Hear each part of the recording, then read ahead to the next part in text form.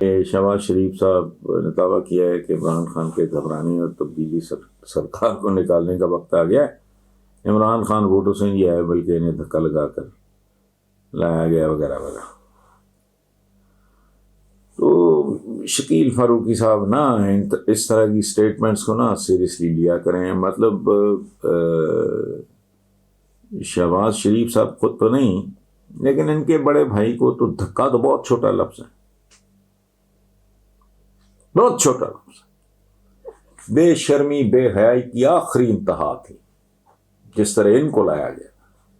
یہ عمران خان تو جب آیا تو وہ تو سلیبریٹی، بہت بڑا، اس سے زیادہ مقبول آدمی پاکستان میں کون تھا؟ 22 سال کی جدوجہد پیچھے۔ تو یہ کاؤنسلر نہیں ہو سکے تھے نواز شریف صاحب، تحریک استقلال میں دھکے کھا رہے، کبھی ادھر کرے کبھی ادھر، تو کچھ بھی کوئی ان کا والی وارث ہی نہیں تھا۔ پھر پتہ نہیں فوجیوں کو ان میں کیا نظر آیا، ایک پتہ نہیں کوئی بریگیڈیئر قیوم تھے، پھر جنرل جیلانی نے ان کو گود لے لیا، پھر یہ جاولک انہوں نے نقب لگا لی، چونکہ ہے تو پورے دنوں کی یہ گوال منڈی کی تربیت کوئی چھوٹا کام نہیں ہے۔ تو اس طرح کا لگانا، یہ دھکا لگائی، یہ غلط ہے۔ حالانکہ شہباز شریف صاحب بہت بہتر آدمی ہے، اس فیملی میں اگر وہ واقعی بندہ ہے، وہ نواز صاحب میں اپنی کوئی صفتیں ہوں گی، ان میں خوبیاں ہوں گی، ظاہر ہیں۔ جس آدمی نے اتنی زبردست اننگ کھیلی شروع میں نہیں، ابتدائی کئی سال، توبہ ہے، ضیاء الحق کی برسی تک یہ وہاں جا کے تقریریں کرتے رہے، میں اس کا مشن مکمل کروں گا۔ اب میرا خیال ہے کہ اگر نواز شریف کو کہا جائے کہ مجھے لے چلو ذرا ضیاء الحق کی قبر پہ، تو شاید ان کو رستہ بھی نہیں یاد ہو۔ یہ بہرحال اپنی قسم کے لوگ ہیں، جانے نہیں۔ میں ایک سیاسی سا بیان ہے، سیریسلی میں نہیں۔ آپ ان پڑھ سے ان پڑھ، جاہل سے جاہل آدمی کو بھی پوچھ لیں، اسلام کے بارے میں بنیادی علم ہے، وہ جانتا ہے اللہ ایک ہے، وہ جانتا ہے حضور صلی اللہ علیہ وسلم وہ آخری پیغمبر ہیں، وہ جانتا ہے قرآن پاک آخری الہامی کتاب ہے۔ آپ اس سے پوچھو کہ جھوٹ یار اچھا ہوتا ہے برا ہوتا ہے، وہ کہے گا بہت برا ہوتا ہے جی، جھوٹے پہ تو اللہ کی لعنت ہوتی ہے۔ آپ اس سے پوچھیں رشوت، وہ آپ کو بتا دے گا کہ بہت برا ہے، بہت جہنمی ہوتا ہے رشوت لینے والا دینے والا۔ اس کے باوجود یہ ملک کیا ہے؟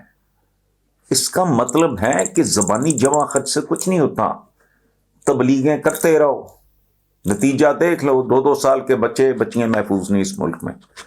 آپ کو ایک ایسا ماحول بنانا پڑتا ہے، پرو آنیسٹی،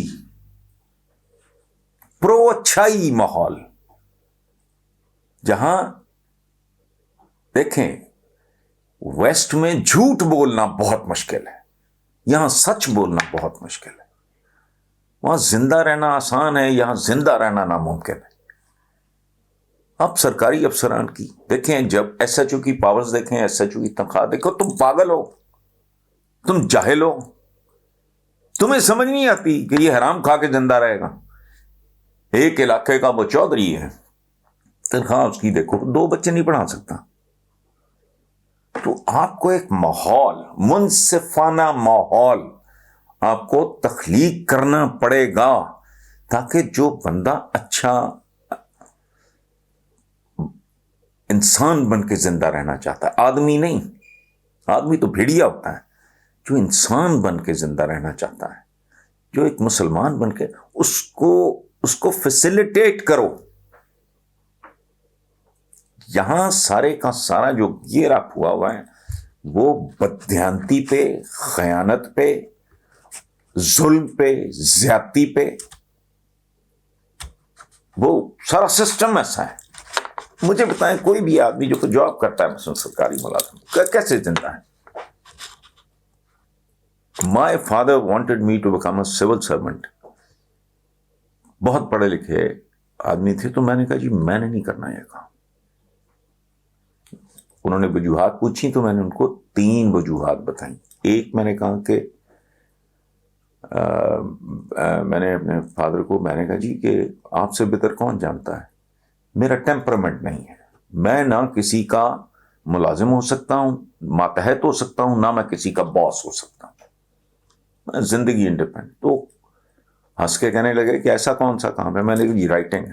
انہوں نے کہا بھوکے مرو گے؟ میں نے کہا جی میں بھوکا مر لوں گا. اس زمانے میں فلم کا بڑا گلیمر تھا، بہت زیادہ. فلم کے رائٹرز کا بڑا نام ریاض شاہد، خلیل کیسر، انور کمال پاشا، بچپن میں ہم ان کے نام دیکھتے تھے پوچھتے. تو میں نے کہا جی میں نے یہ کام نہیں کیا. اچھا مجھے کہتے ہیں give me the next reason. میں نے نیکسٹ ریزن ان کو دی کہ جی یہ جو ٹرانسفرز ہوتی ہیں، میرے فادر کے بہت سینئر قاسم رضوی وغیرہ مرحوم اور شمشاد حسین صاحب، یہ اس طرح کے لوگ میرے والد کے دوست ہیں. میں نے کہا جی آج ادھر، کل ادھر، پرسوں ادھر. یہ نومیڈ سے جیسے خانہ بدوش سے ہوتے میں نہیں کر سکتا ساری زندگی. میرے دو تعلق، میرا کو دوستیاں بن گئیں کسی شہر میں، پتہ لگے گا ابھی وہ پروسیس میں ہی ہے تو میں دوسری جگہ پہ تیسری جگہ. اچھا انہوں نے کہا کہ اچھا نیکسٹ. تو میں نے کہا جی نیکسٹ یہ ہے کہ they are highly underpaid people. یہ سوائے اپنی پوزیشن کو ابیوز کرنے کے، اپنی پوزیشن کو ابیوز کرنے کے، مس یوز کرنے کے. اگر کوئی راشی نہیں بھی ہے، اگر وہ براہ راست رشوت نہیں بھی لیتا، تو وہ اور طریقوں سے خود کو فیسیلیٹیٹ کر لیتا ہے، چونکہ لاجیکل ہے ہی نہیں. آپ ایک 19ویں 20ویں D I G, additional I جی، یہ جو لوگ ہوتے ہیں ان کا آپ کبھی پیکج دیکھو تو حیرت ہوتی ہے. اس لیے یہ جو خاتون نے کیا بہت اچھا. اور اگر کوئی کسی خاتون کے ساتھ بدتمیزی کرتا ہے، خاتون اسی طرح ریئیکٹ کرے، اور جو ارد گرد ہیں، جس کو کسی ماں نے جنا ہے، جس کے گھر میں کوئی بہن ہے، بیٹی ہے، اس کو چاہیے اپنی اس بہن کو، اس بیٹی کو کے ساتھ مل کے اس کو چتر ماریں. کیونکہ اس ملک میں جو ہے نا وہ جسٹس وغیرہ کچھ بھی نہیں ہے. کیا 16 سال لگ جاتے ہیں. میں نے نہیں دیکھا آج تک. سارے ملک کی جیلیں غریب غربا سے بھری ہوئی ہیں. یہ پورے کا پورا نظام ایک اس طرح کا نظام ہے. یہ ایسا ایک جال ہے جس میں صرف مینڈک پھنستے ہیں، مگرمچھ جال میں سے نکل جاتا ہے. یہ کمال ہے اس کا. اور یہ جتنے میں نے آج بھی اپنے ایک پروگرام میں جیو پہ جو رپورٹ کارڈ میں نے کہا ہے کہ بھئی کوئی نیا جگاڑ سوچو، کوئی آ جائے اس نظام کے اندر، اس کلونیل نظام کے اندر. لوگوں کا 74 سال میں رج کے کرپٹ کر چکے. ہم پہلے کو بہت اعلیٰ لوگ نہیں تھے. سچی بات یہ ہے، برے صغیر کے لوگ وہ لوگ ہیں. ظاہر ہے امپورٹ تو بہت کم ہوئے نا. ہم میں سے کتنے لوگ جو ہیں جن کا اوریجن عربس کا اوریجن ہے، یا سینٹرل ایشیا سے ہیں، یا ایران سے یا افغانستان سے، لوکل لوگ ہی تھے جو وہ بیچارے. انہوں نے دیکھا کہ جی مسلمان آ گئے، اسلام قبول کر لو، تھوڑا ریلیف ملے گا. ان کی زندگیاں بہت تلخ تھیں. سندھ میں اسلام کی آمد سے پہلے جو یہ ہوتی تھیں جسے انٹچبلس کہتے، جس کا چھوٹی دلت ملچ شودر ٹائپ، اس طرح کے ان کی زندگیاں آپ جانتے ہیں. ان کو جوتا پہننے کی اجازت نہیں تھی. یہ سر پہ کوئی چیز نہیں رکھ سکتے تھے، ٹوپی وغیرہ. ان کو پیچھے جھاڑو باندھنا پڑتا تھا، کمپلسری تھا یہ جھاڑو. کیوں؟ تاکہ ناپاک قدم جو تمہارے پڑ رہے ہیں اس دھرتی پہ، جھاڑو کے ساتھ یہ لیول تھا. جھونپڑیوں میں رہتے تھے، اور اگر کسی جھونپڑی کے باہر جوتا ہوتا تھا کسی سائیں کا یا فنے خاں کا یا جو بھی ہے، تو دلت ملچ وغیرہ اس طرح کے لوگ بیچارے اپنے گھروں میں نہیں گھس سکتے تھے. آپ میری بات سمجھ رہے ہیں؟ تو سلاطین دلی نے تنگ آ کے، سب نے نہیں، دو نے، 3 نے، انہوں نے کم تو اٹھتے تھے اس وقت بھی، صدیوں پرانی بات ہے، اندازہ لگائیں آپ. انہوں نے تنگ آ کے اسکواڈس بھیجنے شروع کیے کہ مثلاً سرکاری ملازم گیا، اس نے سامان خریدا، ایک سیر یہ دے دو، ایک سیر وہ دے دو کر کے، اور جب سامان اس نے خرید لیا، اس نے اشارہ کیا، پیچھے سے ٹیم کے باقی لوگ آ گئے، سرکاری ٹیم کے، ترازو اصلی اور باٹ جسے کہتے ہیں، بٹا، وہ بھی ان کے پاس، انہوں نے سامان تولا، انہوں نے کہا جی اس کلو میں سے اتنا کم ہے، اس کلو میں سے اتنا کم ہے، اس کلو میں سے اتنا کم ہے، ٹوٹل ویٹ اتنا. تو انہوں نے کہا دکاندار کو لٹاؤ، اتنا گوشت زندہ کاٹ دو. یہ تو حال تھا. سو ادھر جب تک یہ سارے کا سارا سسٹم گلا سڑا، 30 سال ہو گئے مجھے، میں اس سسٹم کے لیے ایک لفظ استعمال کر رہا ہوں مسلسل، کسی کے پلے نہیں پڑتا، آدم خور نظام. ایک بھیڑیا جب چیر پھاڑ کرتا ہے، کوئی شیر، کوئی چیتا، کوئی بگیاڑ، وہ نظر آ جاتا ہے، دہشت گردی ہوتی ہے، بم بلاسٹ ہوتا ہے، یہ ہوتا ہے، دھماکہ ہوتا ہے، آگ لگتی ہے، خون بہتا ہے، بندے ہوتے ہیں، نظر آ جاتے ہیں. اس سے کئی گنا زیادہ بھیانک ہے جب آپ لوگوں کو سسٹمز کے تھرو مارتے ہیں. آج تک پولیس تبدیل نہیں ہوئی، جب سے میں نے ہوئی سمجھا تھانہ کلچر چینج کر دیا، تھانہ کا بکواس کرتے ہیں. کسی کے باپ نے کبھی تبدیل نہیں کیا. یہ حکومت کی حفاظت کرتے ہیں، عوام کی نہیں. اور یہ تھی کلونیل پولیس گورے کی. سو بیسک کیریکٹر ہی آپ نے تبدیل نہیں. پہ ہوتا کیا، ایک سوسائٹی ہے جہاں بدی پرورش پاتی ہے. اب بندہ دیکھتا ہے کہ یار میرے لیے بد ہونا بہت ضروری ہے. ایک سوسائٹی ہے جس میں بھلائی، نیکی، پاکیزگی، خوبصورتی پرورش پاتی، لوگ ادھر اٹریکٹ ہوتے ہیں.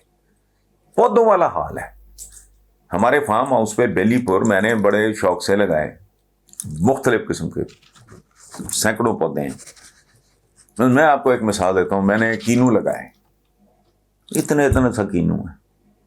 اب سرگودا یا مخصوص جو بیلٹ ہے وہاں کا کینو دیکھیں، آپ کی طبیعت خوش ہو جاتی. اتنا بڑا خوبصورت رنگ اور جوسی اور بہت اعلیٰ لگ گئے. چونکہ سوئل وہ مٹی نہیں ہے، وہ مٹی کچھ اور چیزوں کے لیے بہتر ہوگی. جامن لگا ہمارے، وہ اتنا سا جامن ہے. وہ اگر کوئی سوئل اور ویدر یہ مختلف فیکٹرز ہوتے ہیں، پانی، مٹی کیسی ہے، پانی کیسا ہے، وہ موسم کیسا ہے، وہ اگر فیوریبل ہوگا. اسی لیے نا فلاں مطلب جدھر ہالی ووڈ بنا ہوا ہے اس کو اورنج کاؤنٹی کہتے تھے ایک زمانے، وہاں اورنجز بہت اعلیٰ ہوتے تھے. یہ صرف پاکستان نہیں، اللہ پاک نے اس دھرتی کو مختلف رنگ روپ دیے. کسی کو رفیع جیسی آواز دے دی، کسی کو صادقین جیسا پینٹر بننے کی صلاحیت عطا کر دی. اس طرح اللہ پاک نے مختلف زمینوں میں صدیوں نہیں ہزاروں سال یہ بدو بھوکے مرتے رہے. پاؤں میں جوتا نہیں ہوتا تھا، کھجور یہ وہ 5 4 6 غذاؤں کے علاوہ غذا نہیں تھی. اللہ پاک نے تیل نکال دی. سو زمینیں اسی طرح سسٹمز. ایک ہوتا ہے جس میں جو ایک بھلے آدمی کو کی بھلائی کو پروموٹ کرتا ہے، اس کی نشو و نما کرتا ہے. ایک سسٹم ہے گھیر گھار کے آپ کو ڈاکو، چور، ٹھگ، جیب کترا وہ بننے پہ مجبور کرتا ہے.